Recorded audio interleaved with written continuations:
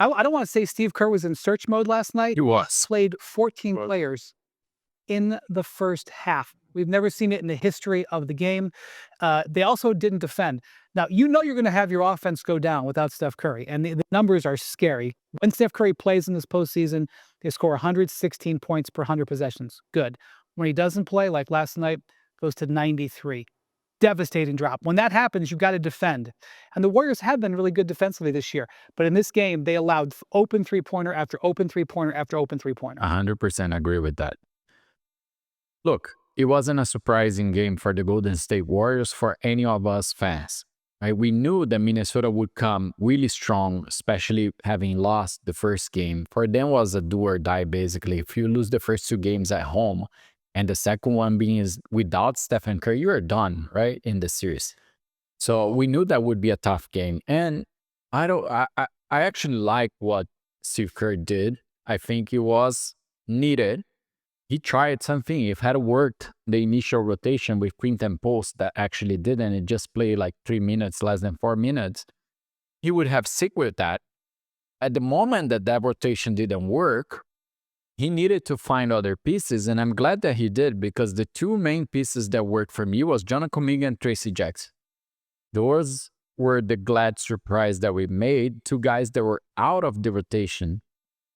And hopefully, we will see, and I believe we will, see more minutes of them, at least while Stephen Curry is out. Because we need that scoring. We lost a lot of firepower without Steph. We lost a playmaking guy, a superstar. And we also going to talk about Jiimmy Butler. I think we need to see more of him. But overall, like, having the ability to cut to 7 points, like, it was a massively bad start, like where we lost all the initial shots. Obviously, it's a moment of tension for the team because they know they're without Steph. They know they're trying to figure it out, and then things start not working. It just maximized that. But once they got going, they could keep control of that. Then at the last quarter, like, Steve Kerr already gave up, and we were in the rotation guys like Kevin Knox and other ones. But I do think it was a good experiencing that was needed. And I think we found some things, like at the moment that you have, even that Steve Kerr has said multiple times that he couldn't make it work, Dre, Butler, and Kuminga, I expect us to see a lot more of that. Like, Kuminga got going. He is the kind of player for me, doesn't really quick start. He needs to play. He needs to play more to get things going. So I think it was good, especially for him. And remember, I was looking and I tweeted about that last night. A little bit less than a month ago, I said Kuminga is out of the Warriors, basically. The only way that he can come back is if someone get injured. Unfortunately, that was Stephen Curry, but that's reality. Like, that's really what happened, right? He's having a shot, and I think he's going to have more and more minutes for these next 2-3 games when Steph is out. And now the goal for us is make it work. Find that really starting 5 and the real shorter rotation. We can't keep playing another 14 guys, right? We need to find something and get better on defense. I think some moments we have some shining spots, but I tweeted as well multiple times, like, why we're leaving Dante DiVincenzo so open, Naz Reid so open. Like, those guys are the shooters that they have. So if you had to trade, that's not the choice that you leave it open, right? So, but let's also talk about, we know Kuminga and Trayce Jackson worked. We want to see more minutes from them. We know they're athletic. They can be explosive against this Minnesota defense. But let's talk also about Jiimmy Butler, right? I think everyone agree we're going to need to see more of him. And he mentioned this in his post-game interview. I didn't put it here, but he mentioned it. I'm going to comment. Let's see what Shaq, Charles Barkley, and Kendrick Perks talk about Jiimmy Butler. I agree with Chuck. Golden State's going to be in trouble if Steph doesn't come back. I thought Jimmy was going to be a little bit more aggressive. You know, I said before the game, there's 2 types of Jimmy. There's one that likes to penetrate, get guys involved, and then there's one that, for, you know, small spurts, he can take over games. But 13 shots, I don't think is enough. And the other guy, I think he needs to be up in that 20-25 range. He took 20 in game 1. Yeah, he took 13 tonight at 17 points. Is there something if you're Steve Kerr, is there something that you saw tonight that says, you know what, Jonathan Kuminga, I'm gonna give him JK, we said about Trayce Jackson-Davis. I mean, Trayce Jackson. their offense looked ridiculous.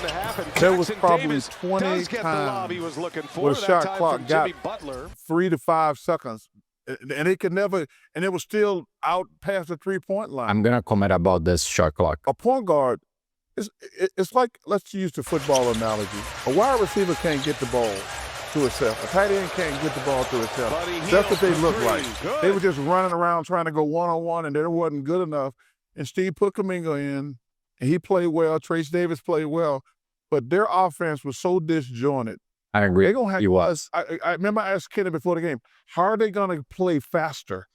And they got nobody who can get them in their offense. The only time they got a fast break is when Draymond got the rebound and pushed it. The rest of the time, it was sloppy. We know playing fast is not exactly going to be what Jimmy does, right? That's more, I think, Kuminga to get things going. But I agree with Barkley that the offense was disjoint. I disagree with Chuck that we're going to be in trouble. I think we're going to figure it out. And look, is that the media also overreacts very often, right? In the recent times of NBA, in this era, it's normal that the games is gonna swing. One game, like last game, everything was in favor of the Warriors. Now everything is in favor of Minnesota. That was how it was with the Rockets. Whoever is winning, the other teams in trouble. I don't think the Warriors are in trouble. I don't think this game really defines anything. It was a game that happens what we expect to happen. Now is the thing, how we react, how we respond to that. Let's watch this game at home. And the Warriors, like, for me, what we need to do is win one game at home. If we win one of the games at home, we'll be in a good spot where Steph Curry can come back. If we can win both, it can figure it out, even better. But at least we need to win one, so we can guarantee that we will have time to Steph to come back for game 6. Right? That's my goal. I think we have 2 games to win at least one. That's the scenario that we needed. So we just need to figure it out. Look, we hold them to a good amount of points, 117, but we know there was that garbage time at the end. We were testing. We still scored 93 points with a disjoint offense, right? So now it's time. I agree 100%. We need more Jimmie Butler. And before I comment on that, let's see what Kendrick Perks said about it. Yeah, so, you know, he received the criticism and responded professionally. I'm with you on that. As I'm watching this game, Perk, I'm talking to one of my boys who's a very sharp basketball viewer, and he said, why is Jimmie Butler so passive? He said, this is a guy that's capable of hanging half 100 on a nightly basis if necessary. I found it odd. What did he take, 5 shots in the first half? What'd you see, or what didn't you see that you wanted? You see, trying to involve everyone too much. Well, it's the line that LeBron James told Luka. He told him, don't fit in, fit out. Jimmy, they need you to fit out now, right? Like, you're not the second option. You're not the Robin. You're the Batman. 13 shot attempts is not going to cut it. Minimum 20 shot attempts. Sight like going into this game. And that has to be a message delivered from Steve Kerr and Draymond Green. In order for them to stay afloat, if Steph Curry returns or when he returns, Jimmy is going to have to be aggressive. I love when he's a point forward, you know, when they clicking on all cylinders. But to be on the road on the game 2, you look for your guy, your franchise guy, your number 1 option to set the tone early. Jimmy didn't do that. But I believe he will do that at home in one of these games. I think so. Game 4, we will be talking about Jimmie Butler. He will be going viral because he will have him a 40-piece night. And let's hope Kendrick is right, but I agree, like 200%. We need more Jimmy. I think he's being nice and trying to get everyone confident and involved. And we do have some guys like that is obviously frustrating everyone, like Pods and Moses Moody, that they're really in a bad moment or shooting moment slump. We need more of Jimmy. He needs to take the lead. He needs to say, like, I'm going to lead, everyone else follow. When he can get people involved and pass, he does it. But he needs to be the main scorer. He needs to put those 40, 30 points so everyone else can follow and he can become the main threat that will open space. Because reality is, like, the other guys, like, I hate, for example, when we give to Buddy Hield to dribble.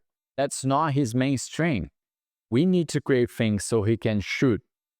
And the other guys are like that as well. So I think Jimmy needs to put the ball under his arm and lead the thing. Like, he needs to be the main guy right now. Until Steph is back, he cannot be. He needs to be so secure that everyone else feels secure. Because one thing that Barkley said and Kendrick said as well is like the Warriors needs to be more confident. They were very hesitant in shooting the ball yesterday, and that's why they go to those 24-second violation. Like, we really need Jiimmy Butler to take the lead, and I think we're missing that. And so I think the key takeaways for next game, while we see the box score, right, is like we're going to see a shorter rotation. I think we need Jiimmy Butler to lead more. And then JK have more minutes, Trayce Jackson have more minutes, because we need that main scoring firepower, right? So I think those change, and I don't expect us to see 14 guys playing again. And definitely changing the starting five. The Quinton post hasn't been working the postseason expected for a rookie. Sometimes we see different, but it is what it is. It's time to put whoever is shining, and we really need Buddy Hield to keep that scoring power, and we're gonna need more of pods. I don't know if Moody is gonna really come back from this slump that he's having. It just looked like he lost all the confidence that he had. And we can't afford that. So we might see less and less minutes of Moody until he actually, things start, like the ball start falling, right? Going over the hole, and then he gets more confident. But I think right now our main strengths in the scoring is Jimmy Butler, Buddy Hield, JK, Trayce Jackson. We're going to rely on those. And on and off, we might get something from Draymond Green as well. And strength on the defense. Like, we can give Islop 3 points for the Minnesota. Minnesota can shoot threes. Like, he do really have a bad first game, but that's not the reality. We cannot leave them open so they get confident. That's what the Warriors needs to do. Let me know your opinion. Do you think the Warriors are done, or we can still hold this without Stephen Curry? Leave in the comments. Have a great day.